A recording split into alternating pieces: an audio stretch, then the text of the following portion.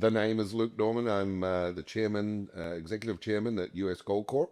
US Gold Corp's been a publicly listed company on NASDAQ since 2017. In 2020, which we'll get into, I'm sure, later on in the discussion, we made a major shift, which was we moved our focus away from exploration and into development and ultimately where we want to head, which is production. So in the last 4 years, we've taken our CK, which is acronym for Copper King. It's a copper and gold deposit just outside of Cheyenne, Wyoming. We've taken that from a concept, a scientific concept, to all the way through to feasibility study and fully permitted. So it's what we call a shovel-ready project, sitting on the outskirts of a major township in the US and ready to go into production.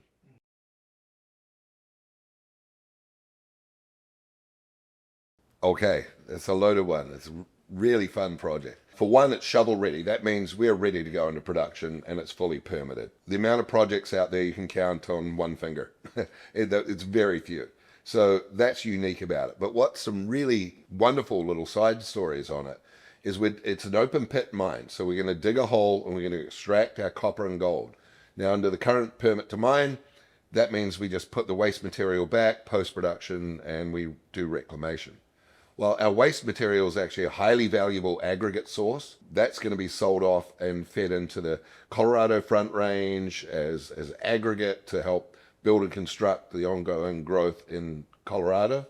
And we abut a state park. So our open pit is going to become a water source that will supplement the state park next door and save the recreational sites within the park as they need to expand their current water reservoir network, which was going to flood all the recreational sites out. And then even more interesting is that the pit sits higher than the state park current reservoirs, so it'll be used as a power source for the wind farms surrounding the project. So within the next 15 to 20 years, we'll go from producing gold and copper and aggregate to being an extension of a park. I've never been around a situation like this where usually a mining operation, you go in, you create a lot of turmoil. There's a lot of spillover in terms of people using cyanide and all the different factors that can be really impactful on the environment. This project is extremely impactful on the environment, but in a positive way. Yeah, the inverse. So, yeah, we're digging a hole in the ground and we're extracting minerals, right? And we're going to be ultimately supplementing a huge part of aggregate that's desperately needed in Colorado and into California, which is not even shown in the economics of this project, by the way. But there's a state park next to us that hosts two water reservoirs, Crystal Lake and Granite Lake. They're man-made impoundments, which are now these beautiful parks. They're surrounded by recreational sites and campgrounds and all the different things. They desperately need more water impoundment, and their only way to do it is increase dam heights and flood the park. So just by way of just pure luck, our post-production pit is going to save that park. We're going to have this massive reservoir that will fill in and tie into the parkway and ultimately become a part of the park. But then beyond that, of course, you've got the additional recreational sites that will come from it, but the usage of all our minerals and the waste material being sent off site as an aggregate source ultimately means more revenues for the local communities. And the local community who own the royalty on the project is the school board, grades 1 through 12. So school books and computers on desks. It's just a remarkable project. Very. Again, it's this whole critical minerals exposure that the US have finally realized that they need their own sources of these minerals, and predominantly metals, obviously, for copper and gold. There are questions around the amount of reserves that exist within Fort Knox, which is going to be, if you're in the gold space right now, that's all you're thinking about. You're wondering, do they have the gold? How much gold is there? And if not, how are they going to replenish it? With gold, obviously, there's always a marketplace for it. But copper has been a really interesting one. Everyone's always, Dr. Copper is how it's referred to because it's a key indicator of economic waves and moves, especially in terms of growth. Like China, we're always considered to be the overbearing kind of result in what would happen with the copper price was how things were happening within the economy in China. I think that there's been a big shift away from that. So there are huge supply constraints right now in the copper industry. And meanwhile, you and we're all learning now to adapt from, we don't just Google search, we'll use Grok or any of these AI platforms. These are requiring 10 times the amount of computation. And this is just going to, as we know, go exponential. And what does that require? It requires these big data areas and ultimately power transmission to get to these data storage facilities. So copper's demand is exponential.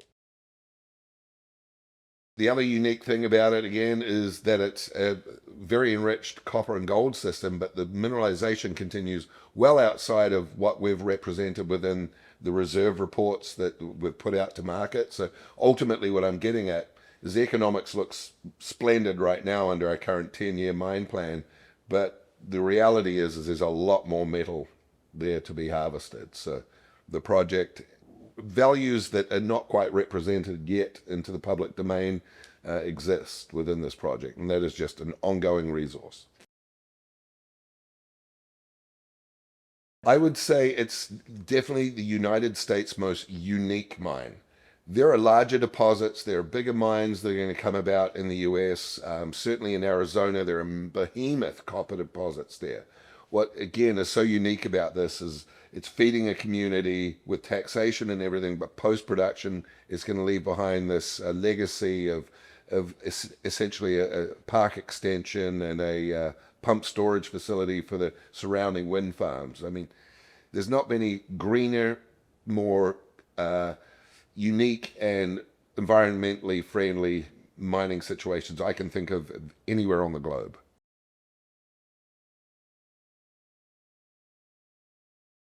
A lot, a lot. Again, I use the word unique a lot. I think it's really fair in this instance. Uniqueness from the standpoint of where we're listed. We're listed on a senior exchange in the US. I mentioned earlier, but around $140 million market cap as of filming. Our peer group are all listed up in Canada on the TSX Venture or the Canadian Stock Exchange. And in the US, those are considered grey exchanges, grey markets. It's very, very tough for US investors to be able to access and invest into those kind of securities. So being listed on NASDAQ with, an advanced stage asset, so there's a point number two, in fact, a fully permitted asset that even our peers up in Canada don't have, within North America, we have access to this entire US investor base that many of our peers do not.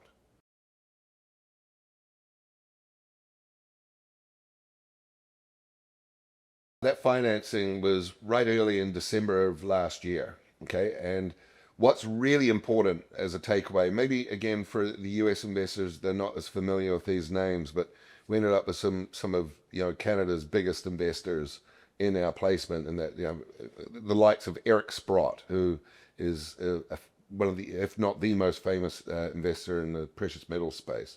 They came in. That was their kind of their tick of approval that we had finally made it to through our permitting, through all our engineering and economic frameworking to this point that culminated in the end of November when we got the permits to mine. So $10.2 million we raised through that group of investors. Since then, we've also had an entire batch. In fact, we just put out press on Monday of this week previous that we've had another $7.3 million come into Treasury just through warrant exercises. So we have a very robust Treasury for a junior that doesn't require a whole lot of expenditure right now. We're sitting on close to 15 million US in cash and a very tight balance sheet. We talked about uniqueness earlier. We only have 12.8 million shares of outstanding on this company. So a very tight structure. And again, that's because we're aligned with our investors. Management, everyone, we're stingy. We don't want to see a whole bunch of shares issued unless then there's a good reason or good purpose to do so. So a strong balance sheet we have, a very, very clean cap table, and a very tight share structure. That would be something in the pipeline once we're developed and in production. So very interesting side note about this project. You know, people just assume now, okay, we have to go build it. That's going to be a massive dilutive event against our market. That's not how we're looking at it whatsoever. We're talking right now, off-takers, streamers, all sorts of names that probably a lot of people watching this are not familiar with. But what they are people who need these metals. They want to be involved in the culmination and obviously harvesting of these metals. So they're offering us, $300 million in debt with minimum equity dilution to go in for us to start developing and producing at this project. So as we get into this final stage of engineering that we're doing right now over the coming couple of months, and we move into actual full financing on the project, I think we're going to surprise a lot of people when we come out with a heavily debt focused, which is a benefit. This is what we want as investors, okay? And a minimal dilution solution to go into production. 2025 is going to be a very exciting time to be an investor in US Gold Corp. There are a lot of things coming now. Our final feasibility, which is just now the full engineered package. From that, we raise the capital and we start developing the asset. That gives us a re-rate. Then once we go into production and we start generating cash flow, another re-rate. So a lot of value creation to be had there. And hey, look, I believe we're just about to be added to the Russell 3000 group of companies as well, which is bringing in more attention, more focus, more buying. It's going to be a very exciting time to be an investor in the company. I, just was thinking and talking about this the other day and trying to think of where's the fatal flaw? What are we not seeing? You always have to be introspective. You always have to think, what am I not seeing here? What is not, what could go wrong? You have to think about that. I just natively, I've been brought up to think that way. I think that the biggest risk or hurdle would be a major correction in the price of gold. Now, it's not impactful on the mining operation, ironically. This thing is steadfast to $1,300 gold. If gold's going below 1,300, then hallelujah. I have no idea what's happened, but free energy has met the planet. I don't know. Aliens have come. And other than that, some downward velocity in the price of gold would be impactful on our market capitalization. It would hurt the stock. But the project still returns a profit at $1,300 gold. It would still be massively impactful for us. Again, we're only $140 million market cap right now to be producing 110,000 ounces of gold a year at $2,000 gold. It would still be highly profitable. So there are no monsters lurking behind the curtains or any of that in regard to this business. Everything we've shaped up so far. I've got one of the biggest gold mine builders on the planet is our CEO, George B. He knows how to dig a hole. We've got a wonderful safe jurisdiction in Wyoming. Wyoming, we deal with state authorities. We're not on federal ground. The asset is real. The minerals are there. They've been there for millions of years. They're not going to get washed away in some flood. So there are no, fatal flaws around this project. It's just a hope that we continue to see a bull market so that everyone can enjoy this moment.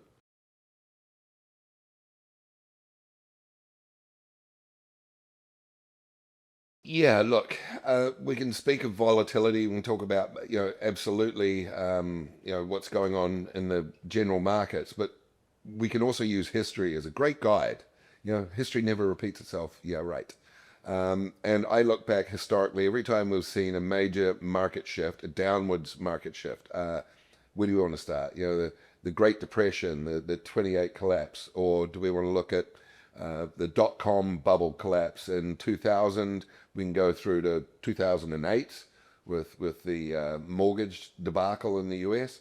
Every time the broader market collapsed, gold followed it for the first 3-4 months of that cycle and then decouples and has a bull cycle. And it happens every time. And what's impressive and interesting about, just as a side note, this current bull cycle we're in is we're seeing volatility, but we've not seen a major market shift. We've not really seen the Dow or the S&P get heavily affected or to the downside.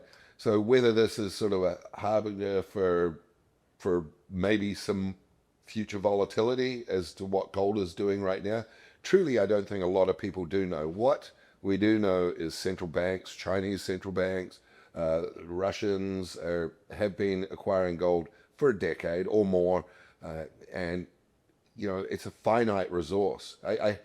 I think back to some of those old comps or comparables to the amount of actual physical gold that's out there on the planet, and since then, tens of millions of ounces a year are produced. So obviously it's increasing, but it is a very finite resource in terms of economically viable assets that you can develop and produce from. And the actual amount of physical gold that's out there, if you took all that gold that's in hi-fi systems or actual physical gold, obviously that's more the currency side of things, and you compiled it all together. I remember back about 15 years ago, they said it would fit in the average 4-bedroom home. It would maybe fill half an Olympic swimming pool. It's quite staggering how little physical gold is out there. So its impact relative to volatile markets, people wanting safe haven investments, there's not a lot of it around. So when money flows towards it, price is going to go a lot higher. Correct. Yeah. Just a simple, mineralization's exposed at surface. It's a simple shovel, crush, grind, and you sell a concentrate off-site. You don't get a simpler form of copper or gold mining than that. It's very low cost. We don't have to have people sleep. We don't have man camps. It's a glorified quarry. So it's a very simple operation. And what's good in life is simple, generally, right?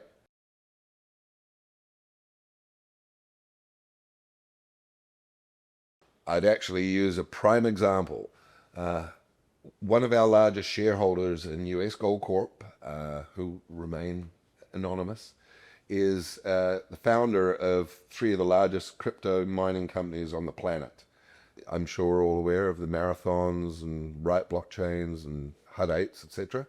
Well, he's a part of those companies, and his belief is if you own crypto, you have to own gold. He just sees it as they're joined at the hip. You need that digital exposure to have protection against the fiat currencies, and you need the physical as well. And look, interestingly enough, he's also a huge proponent of copper. And again, why? Well, because of all of the amount of computation that's required, not just within the crypto space, but as we already touched upon, the AI searches, and then just the expectation, hope of everyone to decarbonize. So everyone talking about electrifying the automotive industry, etc. So the demand on both metals is just ever increasing. But that's off topic. Relative to crypto, I think if you own cryptocurrencies, you must understand and want to own gold. Really, it is a physical equivalence of that cryptocurrency. It's something you can go plant in your backyard, and it is never going away. It's a remarkable metal. Yeah, absolutely. I'm exploring opportunities like that all the time. I think there'd be a way to tokenize our gold pre-production. I'm still talking to people who are highly, highly sophisticated in that arena, because I am not. But I would love to tokenize our gold or find some really inventive way to excite the younger generation into understanding they can be an owner and an investor in physical gold and copper, and own that somehow, balance sheet onto onto the what do we call it, the blockchain. Thank you. See, I'm an old gold miner. Why not have a token that literally owns physical gold and physical copper produced right out of here, right in the US, could be stored offsite, obviously, as we produce it. These are things we're definitely looking at. I think that you've got to evolve. Again, I've used that word a lot today, I know, but you do have to evolve as a business, as an investor. We don't have to just go down the traditional pathways. And I think it makes a lot of sense to tokenize gold production, and I know people are exploring doing it, and I would love to be a part or at the forefront of that. And hey, I'm well enough connected in that crypto space with some of our current investors to probably find a solution for it one day. Yeah, we're going to get into production. We are going to get this project up and running. We're going to generate a whole bunch of value for our shareholders. And if we can create more value for our shareholders by getting into some kind of tokenization or crypto type scenario, ultimately with the blockchain supporting and maintaining the balance sheet on that production, then absolutely we're going to do it.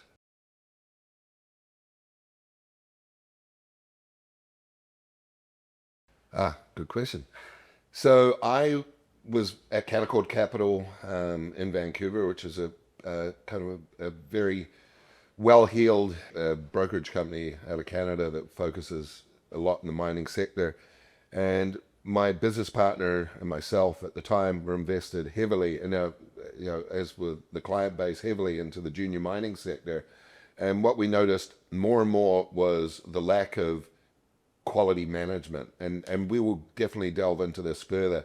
And what it represented was a lot of the companies we found were, the management didn't really have the same aligned interests with the investors. So, and that's purely because they didn't have enough ownership in the companies. So I proposed that I would step out of Canaccord and go into one or two of the favored deals that we had at the time and start to help them become more focused on shareholder value.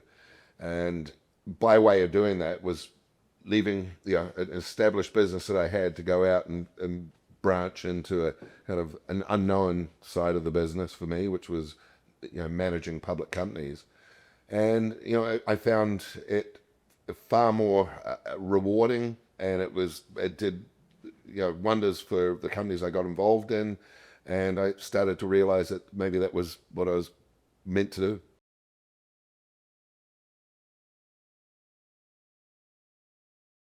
Yeah, well, I've learned over time to invest in myself. So a lot of the ventures that I had previously invested in, I would wonder what the heck happened to them at the end of the day. Management didn't meet the thresholds of what they wanted to achieve within a project, and then the companies would just seem to go away. And I thought that was not an acceptable way to operate a company. It's a business, but you have investors. If one portion of the business isn't working, then you pivot, or you you help grow other aspects of the business until you can make it work, you can streamline it. And that's the very same thing we did with US Gold Corp when we pivoted away from pure exploration to development. Not just throw your hands in the air and say, hey, the business plan didn't work, so we're moving on. So that's why I'm invested heavily in US Gold Corp, because I'm investing in myself. But through that, I'm aligned with the shareholders. So I'm not in this business to fly around and have fancy dinners and just live off the company's treasury. That's one of these sort of lifestyle companies. That's not what we are. All of us, the whole team, are all invested in the company. We're aligned with shareholders. So why does that matter? Well, now we care about share price. That's our prime motive. We want the share price to react accordingly, and the way to do that is to conduct our business in a way that creates value, shareholder value. We all succeed, we all win.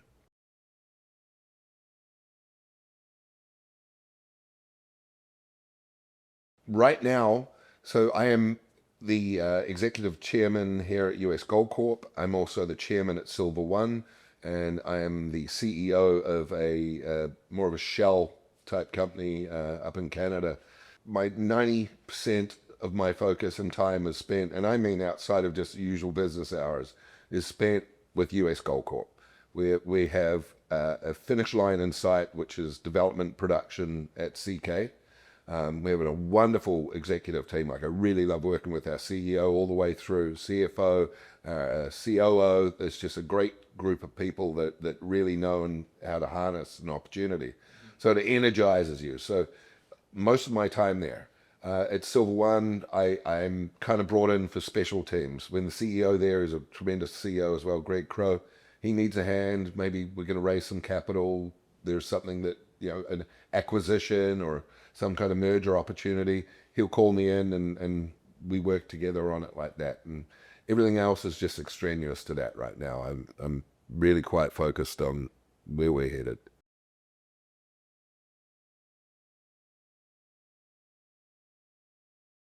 Well, that's the trick, is Whistler. That's the savior, is living there.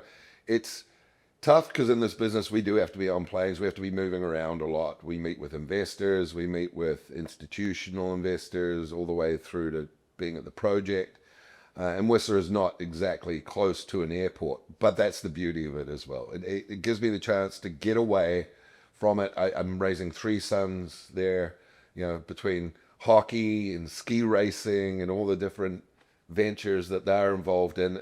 That's my downtime, is being busy focusing on them. So it's actually quite funny, but there's a huge community of mining executives now in Whistler, and I think everyone worked out the recipe. I was an early adopter. We moved up there full time about 8 years ago, and there's constantly dinners and groups of us getting together. It's a fun place to live.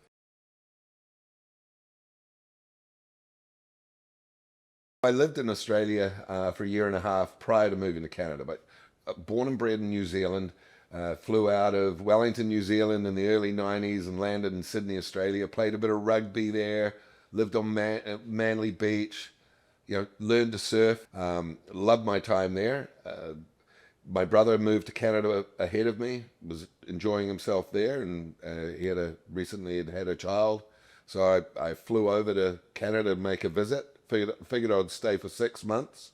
That was March of 1994. Yeah. So 31 years later, I'm still in Canada. I have family of my own, and yeah, been quite the evolution. Yeah, Whistler's lovely. It's all tremendous. And look, that's the roots for my children now. So we'll always have a very tight, connection with Canada. But hey, I may become a snowbird one day. Sneak off for the sunnier climes in the wintry seasons. Well, it's an exciting time to be in it. Well, to be a potential investor, I can't speak to it. I think those people should really take a long, hard look at our story right now. We offer really, really good value and potential right now because, again, our reserves, we're not, this is no longer a science test. This is not an assumption that there is enough mineral there for us to extract. And then can we actually go in and extract it? Is it economically viable? Are we going to get permitted? Those questions have all been removed. We raised in excess of close to 50 million US to get through and tick all those boxes and answer those questions. That dilution's been taken on. It's been done. Now is a time to want to be invested in gold, and now is a time to want to be invested in copper. So with US gold, you get both. You get two kicks at the can, and a very low valuation relative to that asset. We're sitting on today as a film around $140 million market cap. I think that is not representative of the value that we have installed. Oh, look, I can simplify it very much so, truncate it even. We've got the right stuff in the right place at the very right time. Gold and copper in the US, critical minerals in a bull market. So come and take a look at us.